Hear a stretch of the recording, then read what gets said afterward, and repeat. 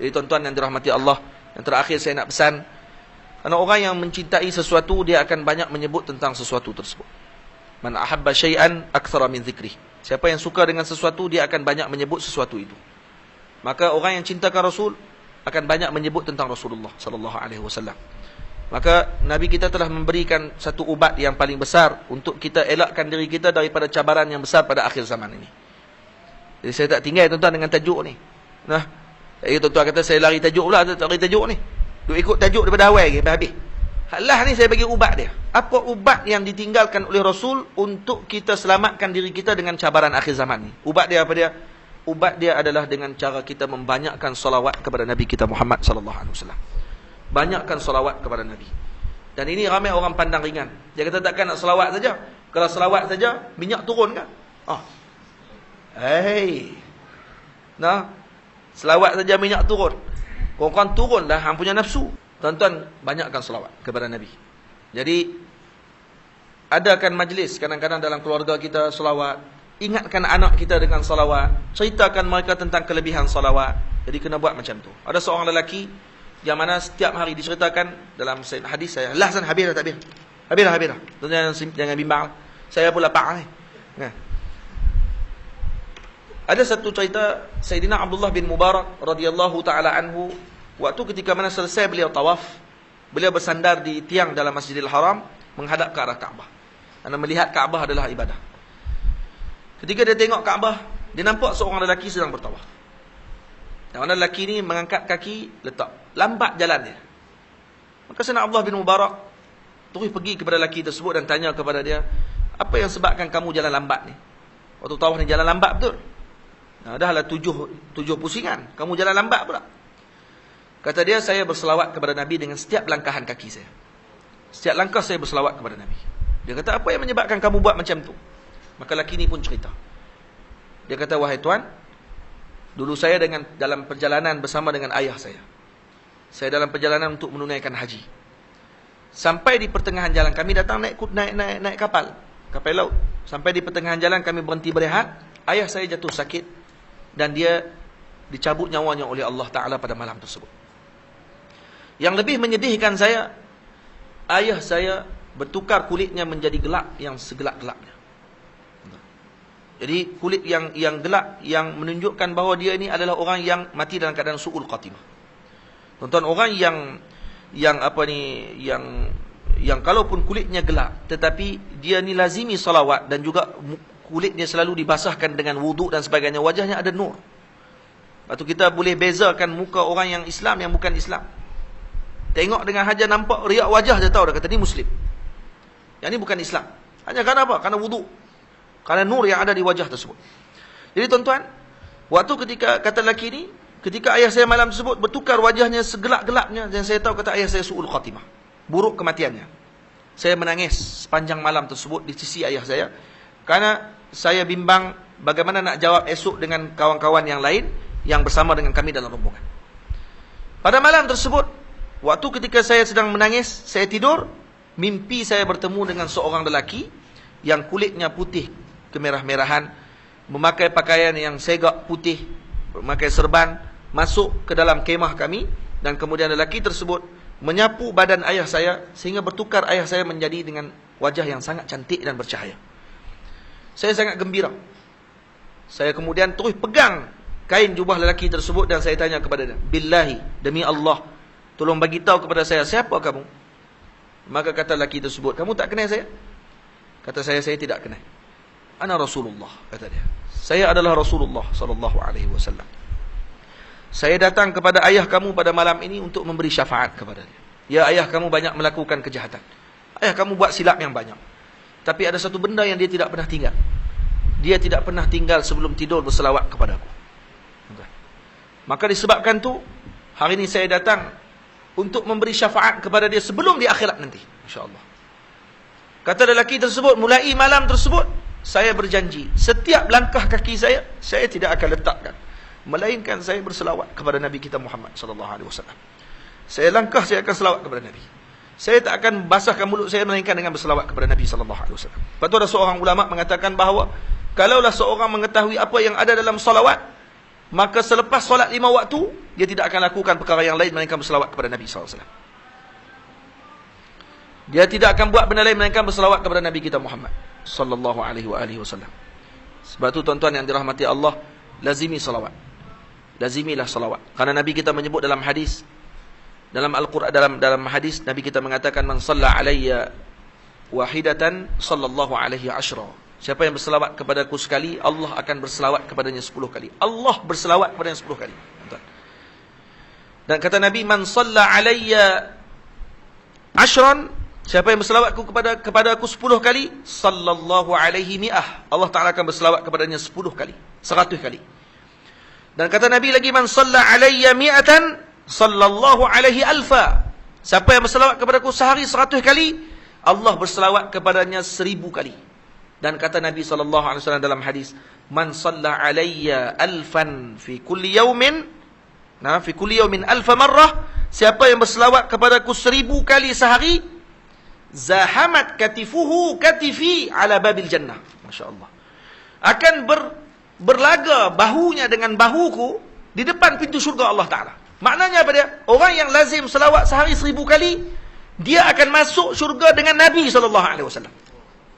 Belaga bau dia dengan Nabi SAW. Dalam hadis Nabi kata, man shalla alayya alfan fi kulli yawmin alfa marrah, siapa yang berselawat kepadaku sehari 1000 kali, harramallahu jasadahu 'alan nar, Allah mengharamkan jasad dia daripada api neraka Allah Ta'ala.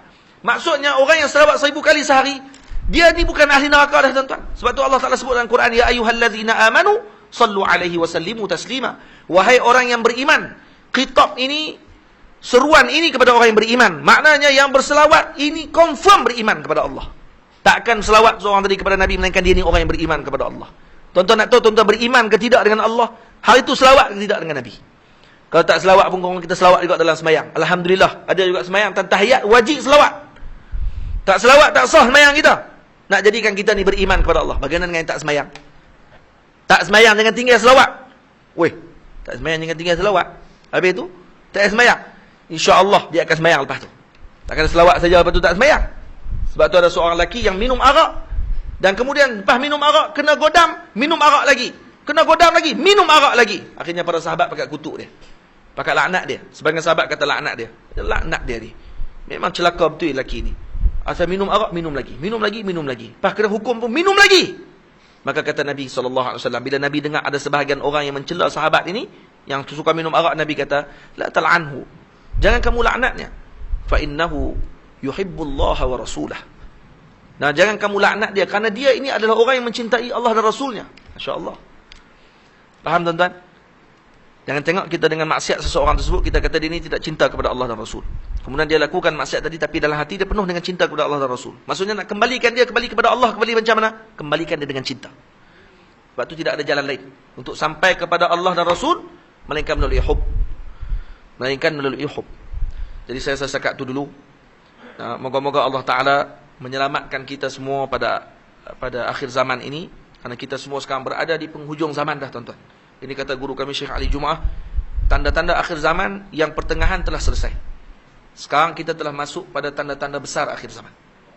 Kita dah masuk pada tanda-tanda akhir zaman. Maksudnya kata Syekh Ali, pada awal kurun yang ke-20 telah selesai. Awal kurun ke-20 ataupun awal kurun yang ke-19 telah selesai semua tanda-tanda pertengahan akhir zaman.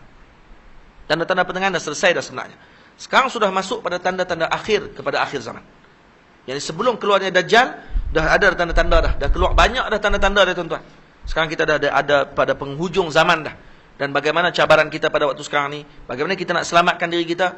Melainkan kita berpegang dengan Nabi kita Muhammad sallallahu alaihi wasallam, dan Nabi kita telah meninggalkan suatu amalan yang sangat besar yang telah disuruh oleh Allah Taala, yang telah diminta oleh Allah Taala, yang amalan ini juga dilakukan oleh Allah Taala sendiri. Allah Taala sendiri menyebut dalam Al-Quran, innallaha wa malaikatahu yusalluna 'alan nabi ya ayyuhalladzina amanu sallu alaihi wa sallimu taslima. Sehingga ada seorang ulama mengatakan bahawa kalau seorang bertanya kepada saya apa yang Allah Ta'ala lakukan sekarang, maka saya tidak akan segan mengatakan bahawa Allah sedang berselawat kepada Nabi kita Muhammad sallallahu alaihi wasallam. Karena Allah Ta'ala mengatakan innallaha wa malaikatahu yusalluna 'alan nabi. Yusallu dengan fi'il mudhari', mudhari' bermakna dawam wal istimrar, dengan makna berterusan dan juga bertajaddud, maksudnya akan berlaku detik demi detik.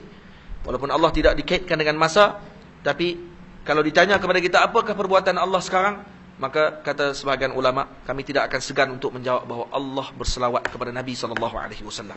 Kalaulah Allah berselawat kepada Nabi dan kita mengabaikan perkara tersebut, maka kita telah mengabaikan suatu yang azim, suatu yang agung, yang telah ditinggalkan, yang telah dianjurkan, yang telah diarahkan oleh Allah kepada kita.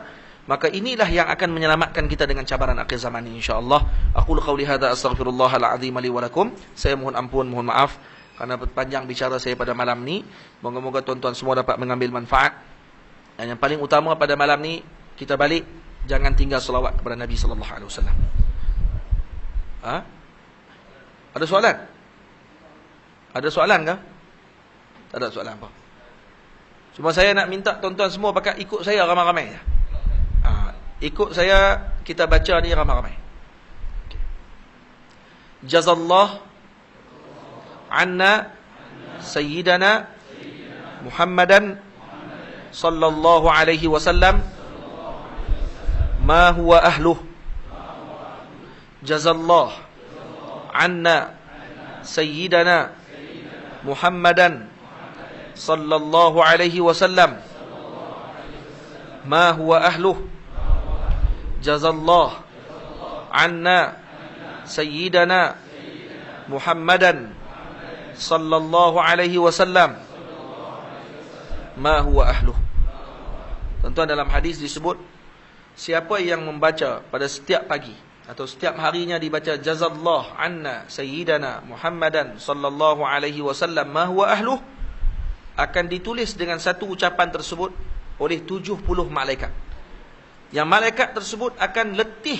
Di bahasa balaghah dipanggil, maksudnya mereka tak akan letih. Cuma ni mereka telah meletihkan 70 malaikat untuk menulis pahala bacaan ini selama 1000 subuh. Dalam riwayat selama 2000 subuh. Maknanya 1000 subuh maksudnya 3 tahun, tuan-tuan. 3 tahun. Kalau 2000 subuh dalam riwayat yang lain 2000 subuh maknanya 6 tahun. Kalau baca 3 kali tadi berapa? 6 kali 3. 18 tahun, tuan-tuan. Malaikat tu akan tulis lagi pahala. Saya semalam dah baca dah 3 kali. 18 tahun dah. Ni malam ni pula baca 18 tahun lagi. Jadi malaikat akan tulis pahala selama 36 tahun. Tak akan selesai ditulis pahala tersebut. Mereka akan tulis pada setiap hari. Setiap hari akan tulis. 70 malaikat akan tulis. Bayangkan, tuan-tuan. Jadi jangan lupa untuk baca pada setiap pagi. Nah, kita kata kesian kat malaikat, tuan-tuan. Nah, letihlah mereka nak kena tulis. Kita semalam dah baca dah, jadi dah tu. Nah, setahun lagi kita baca lah. Malaikat tak akan letih. Allah Ta'ala akan ganti lagi. 70 lagi pula akan tulis pula. 70 lagi pula akan tulis, kerana malaikat tak akan selesai. Malaikat ni adalah makhluk Allah Ta'ala yang terlalu banyak. Yang terlalu banyak, dan mereka ni nanti akan ditugaskan oleh Allah untuk tulis perkara tersebut. Apa dia baca dia? Jazallah anna sayyidana Muhammadan sallallahu alaihi wasallam ma huwa ahluh. Ingat, tuan-tuan, baca tu. Nanti saya akan minta tulis kat belakang tu. Tulis dekat papan putih tu, pakat-pakat baca lepas ni. Lepas tu ada sebagian orang lepas subuh dia akan buat yang tu. Habis-habis sembahyang subuh dia akan baca jazallah anna sayyidana Muhammadan sallallahu alaihi wasallam ma huwa ahluh. Apa maksud dia, tuan-tuan? Jazakumullah maksudnya telah ucapan terima kasih kepada Allah yang telah mengutuskan Nabi kita Muhammad sallallahu alaihi wasallam kepada kita. Maksudnya ini ucapan yang kita ucapkan untuk kita bersyukur dengan Nabi kita Muhammad diutuskan kepada kita. Dan ini akan mendapat pahala yang sangat agung.